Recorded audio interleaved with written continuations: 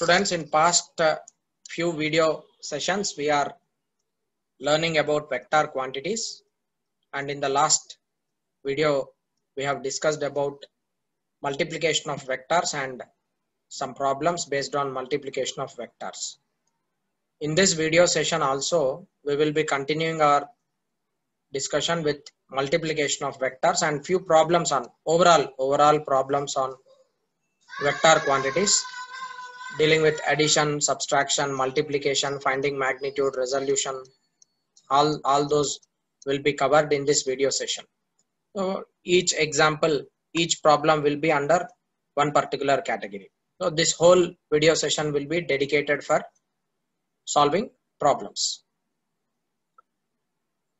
In this question which is displayed on the screen, we have two vector quantities p bar and q bar, which are perpendicular to each other. You are supposed to find out the value of a.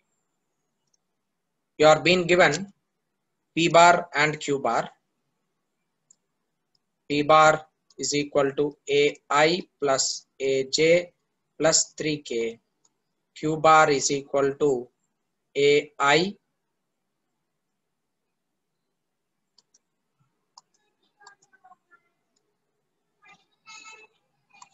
minus 2j minus k. P bar and q bar are given. You are being given that these two vectors are perpendicular to each other. P bar is perpendicular to q bar. Angle between them, theta, is equal to 90 degrees. Therefore, cos 90 will be equal to 0. If you are dealing with dot product, if two vectors are perpendicular to each other, then their dot product is equal to 0.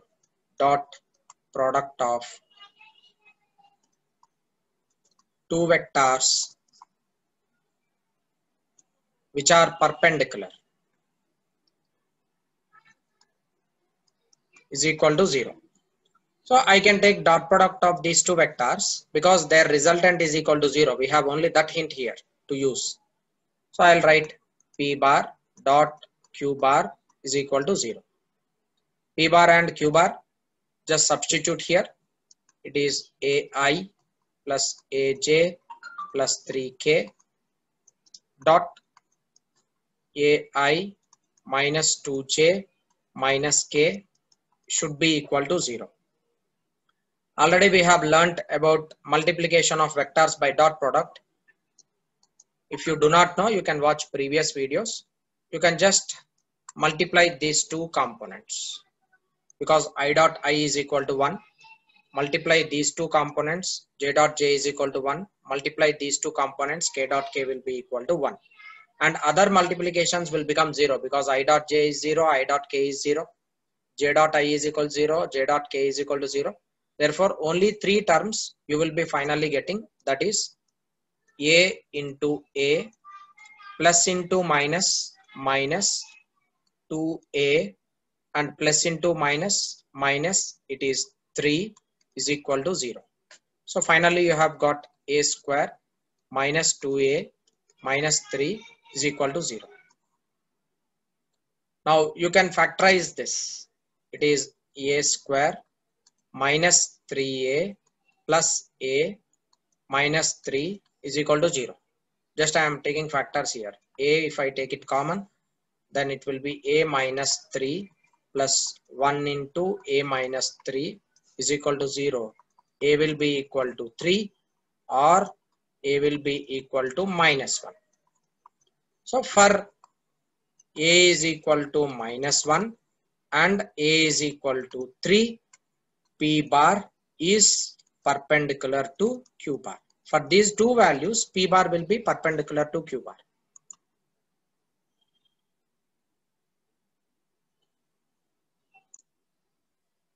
Let us learn one simple concept known as Lami's theorem. Lami's theorem is applicable if and only if the sum of all the three vectors is equal to 0. Now you are being given three vectors, a bar, b bar and c bar. Okay. Lami's theorem is applicable if sum a bar plus b bar plus c bar is equal to 0. If the resultant of the vectors is equal to 0, then only you can apply Lamis theorem. If the resultant is not equal to 0, you cannot use Lamis theorem. And remember that total angle here, this total angle, it is equal to 360 degrees. That is one more hint you have. Now Lamis theorem states that if the sum of all the three vectors acting at one single point, here is a point, if all the three vectors are acting at one single point such that their resultant is equal to 0, in such case, magnitude of vector A divided by its opposite angle. A vector opposite angle is alpha. Magnitude of A divided by sine alpha is equal to magnitude of vector B divided by its opposite angle sine beta is equal to magnitude of vector C divided by its opposite angle sine gamma. This is equal to some constant. So that means all these ratios are equal. A by sine alpha is equal to B by sine beta is equal to C by sine gamma. So this is one simple way you can use to find out angles between two vectors, or if the angles are known, you can find out magnitudes of the vectors by using Lamis theorem. This is one way you can use Lamis theorem, or else there is other way to handle these kind of problems. What you will do is simply you will draw one x-axis and you will draw one y-axis. X and y-axis are known to you. Now you can resolve this vector C into its components. This is one vector and this is component. You can resolve A bar and C bar into components, and then you can find out magnitude of vector A bar and magnitude of vector B bar individually. But that becomes very lengthy. A bar you need to resolve, C bar you need to resolve.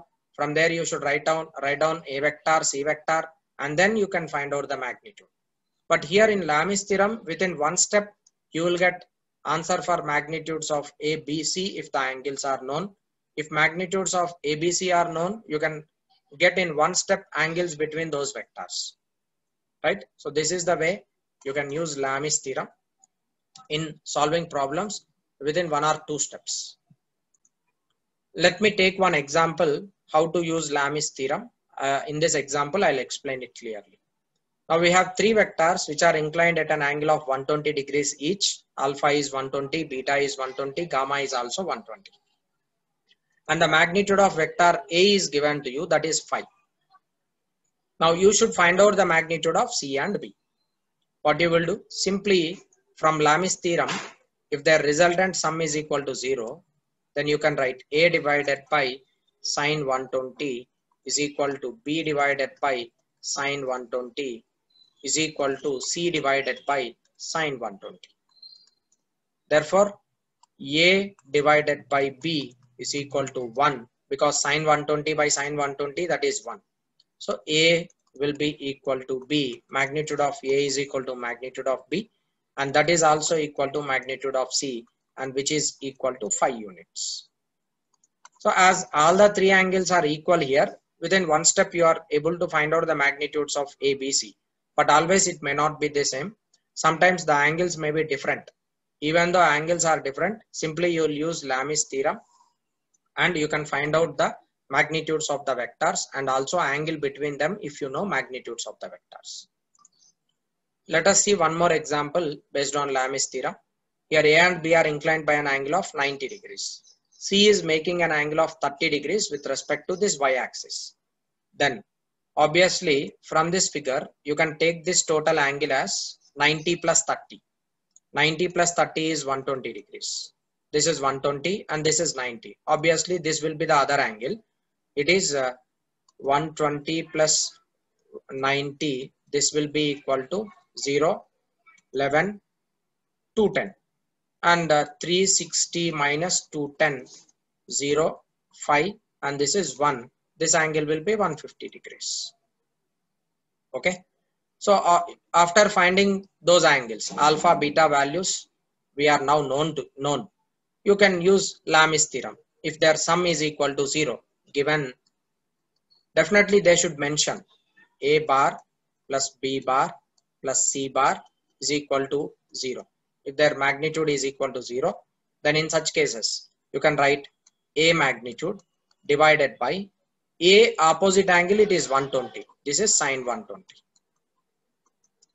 And this ratio should be equal to B magnitude divided by its opposite angle, it is 150, sine 150. This is equal to C vector divided by its opposite angle, sine 90. Okay, so you can write A divided by sine 120 can be written as sine of 90 plus 30. This is equal to B divided by sine of 90 plus 60. This is equal to C divided by sine 90 is equal to 1. Already we know magnitude of A is equal to 5. Therefore, I can take 5 divided by sine 90 plus 30. It will be cos 30. And this is equal to C. What is cos 30? Cos 30 is equal to root 3 by 2. Therefore, C magnitude will be equal to 10 divided by root 3. C magnitude we have got. Now equate A and B. That is B value you do not know. So this gives you A divided by cos 30 is equal to B divided by cos 60. Okay. So from here, A value you know, cos 30 you know, cos 60 you know, you can find out the magnitude of B. Right. This is the way you can use Lami's theorem and find out the magnitudes if angles are known. Sometimes magnitudes will be given to you. Angle, any one angle will be given, and sometimes they will be asking us to find out the other angles. That is also very simple. Magnitudes they will give, you can find out the angle. There is one more question. This is based on kinematics. We are applying vectors concept to kinematics. A particle is moving eastwards with a velocity 5 meters per second in 10 seconds. The velocity changes to 5 meters per second northward. Find the average acceleration in this time. You are supposed to find out average acceleration in the time. We have relation. First write down what is given to you in the problem. Particle is moving eastward with velocity 5 meters per second. So initial velocity is 5. Eastward you represent it with I cap, meter per second. And final velocity is equal to 5. And this is northward. Therefore you can take it as J cap, meter per second, because east, west, north and south. This is I and this is J. It is minus I and this is minus J. So you are supposed to find out acceleration, average acceleration. Therefore it is delta V bar divided by delta T. What is delta V? Final velocity minus initial velocity divided by time interval. Then A bar is equal to final velocity is 5J minus 5I divided by time taken, it is 10 seconds. This is equal to minus I by 2 and plus J by 2. Right? 5 I am taking it common, 5 2 is 10. Minus 1 by 2I plus 1 by 2J. This is A bar. Now I want to find out magnitude of this. Magnitude of A is equal to under root 1 by 2 whole square plus 1 by 2 whole square. This is equal to 1 by 2 into root 2. And this is root 2. A magnitude will be equal to 1 by root 2 meter per second square. This is how you can find out average velocity, average acceleration from the given data using vectors and kinematics. Coming to the next question. In this problem, it is mentioned two vectors A bar and B bar have precisely equal magnitudes. Magnitude of A is equal to magnitude of B. That's mentioned in the problem. For the magnitude of A bar plus B bar to be larger than magnitude of A bar minus B bar by a factor n. That means magnitude of A bar plus B bar to be greater than magnitude of A bar minus B bar by a factor n. What must be the angle between them? So it is mentioned that A bar plus B bar magnitude is greater than A bar minus B bar by n times. Find angle between A and B. You are supposed to find out the angle between A bar and B bar. So in order to find out this angle, see, magnitudes of A and B are equal. That is given to you in the problem itself. And we already know magnitude of A plus B. How to write down magnitude of A bar plus B bar? It is just parallelogram law of vectors. This is equal to under root A square plus B square plus 2AB into cos theta. This is magnitude of A plus B, parallelogram law of vectors. If you do not know that, you can watch previous videos. A bar minus B bar is equal to under root A square plus B square minus 2AB into cos theta. This is A bar magnitude, A plus B magnitude, and A minus B magnitudes. This is from parallelogram. I'll now use these two in this expression. Okay. So if I use that in the given expression, you can write it as, you can write this as A square plus B square plus 2AB into cos theta under root is equal to or greater than or equal to n times under root A square plus B square minus B square minus 2AB into cos theta, right? Now squaring on both sides.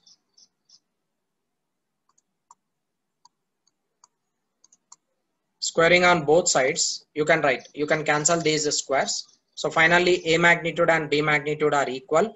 Therefore, I can simply write it is A square plus A square plus 2A square into cos theta is equal to n square greater than or equal to n square into A square plus A square minus A square into cos theta. As B is also equal to A, I am replacing B with A itself. Now A square plus A square is 2A square. I can take that 2A square common. 2A square, if I take it common, what is left over? 1 plus cos theta. This is greater than or equal to n square into A square plus A square is 2A square. Here of course 2. If I take 2A square common from this, I can write it as 1 minus cos theta. Okay. This 2A square gets cancelled.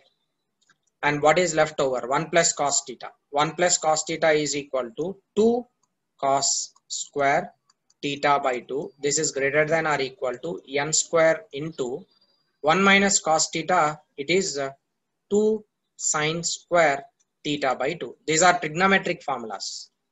1 plus cos theta is written as cos square theta by 2 cos square theta by 2. 1 minus cos theta is written as 2 sin square theta by 2. Now bring this n square here. 1 by n square greater than or equal to, this 2 and 2 can be cancelled. Sin square theta by cos square theta, that is tan square theta by 2. Right? From here you can write tan square theta by 2 is greater than or equal to 1 divided by n square. This root comes here. So I can write tan theta by 2 is greater than or equal to 1 by n. Theta by 2 is greater than or equal to tan inverse of 1 by n. And from here you can write theta as greater than or equal to 2 times tan inverse of 1 by n. This is angle between two vectors. So A bar and B bar are inclined by an angle of 2 tan inverse 1 by n. Let us solve one more question.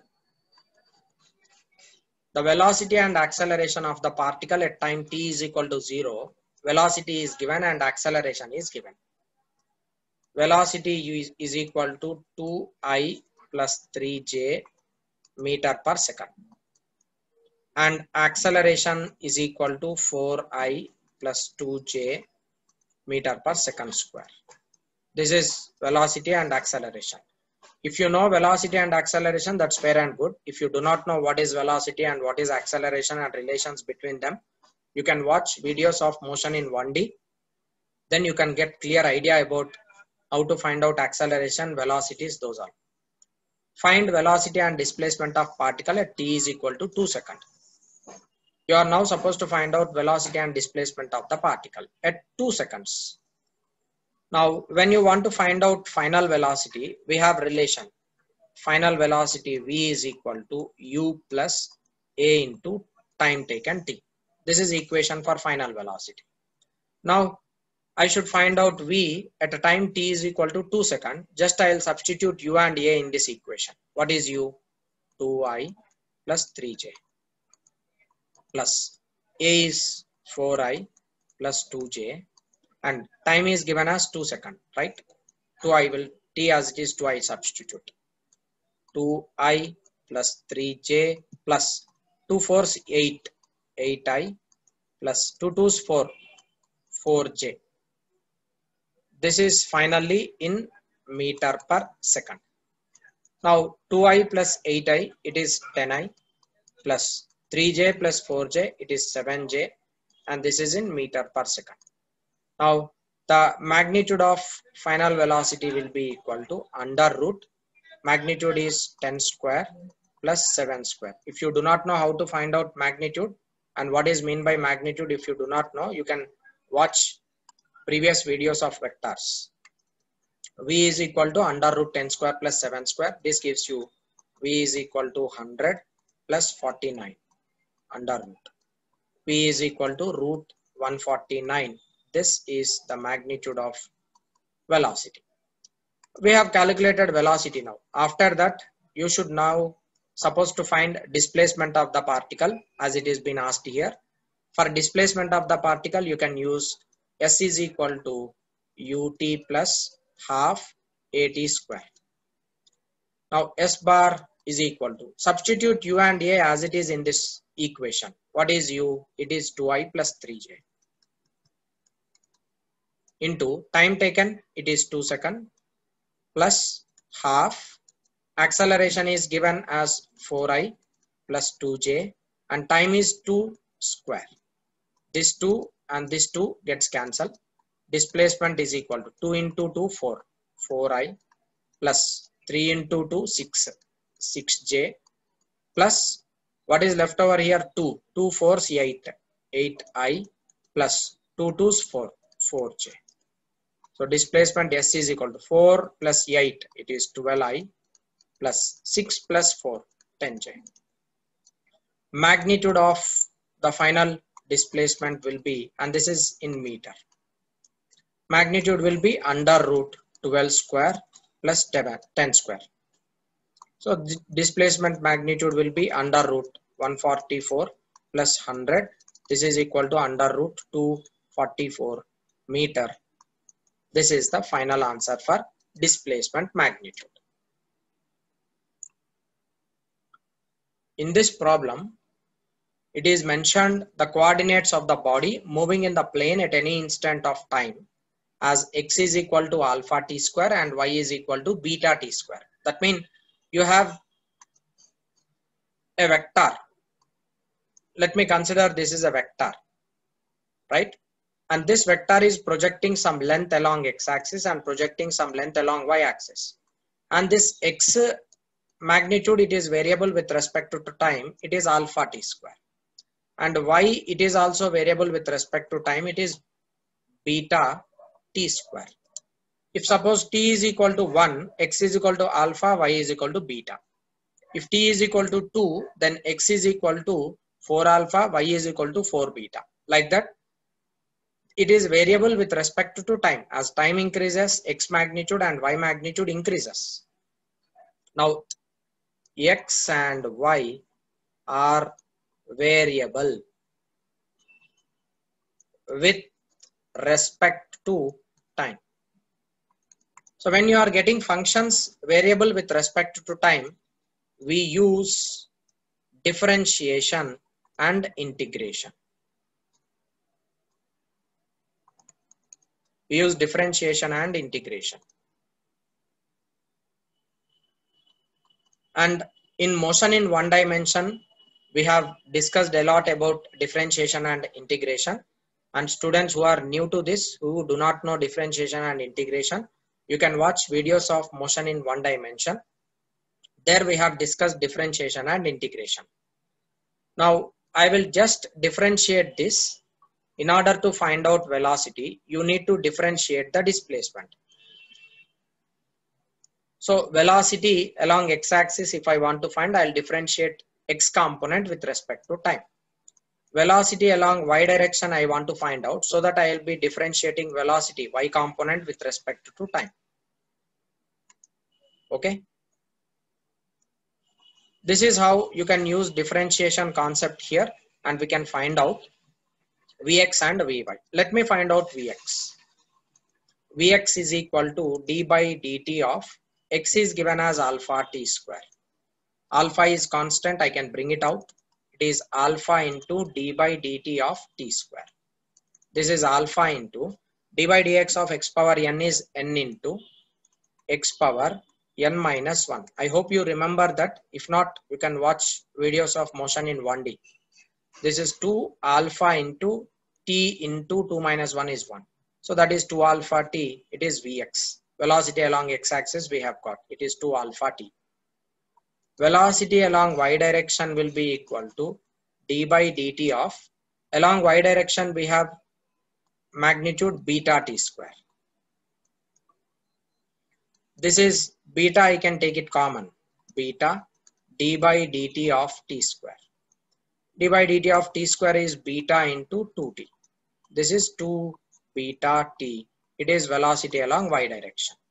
What you are supposed to find? You are supposed to find out speed of the body. In order to find out speed of the body, speed is scalar, but here we have vectors, because along x-axis and y-axis we have components. So I can write that velocity as Vx I cap plus Vy j cap. So V mag bar is equal to, what is velocity along x-axis? We have got this 2 alpha t.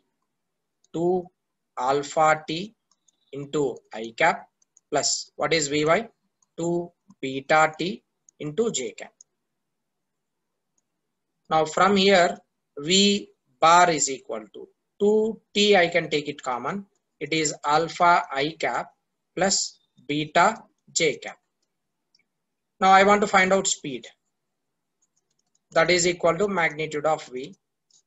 This gives you 2t whole square under root into alpha square plus beta square. 2t I can take it out because it is under root whole square and it gets cancelled. This is under root alpha square plus beta square. This is the final expression for speed. And here we have used lot of things from kinematics, motion in 1D. And students who do not know those basics, you can watch motion in one dimension videos from YouTube channel.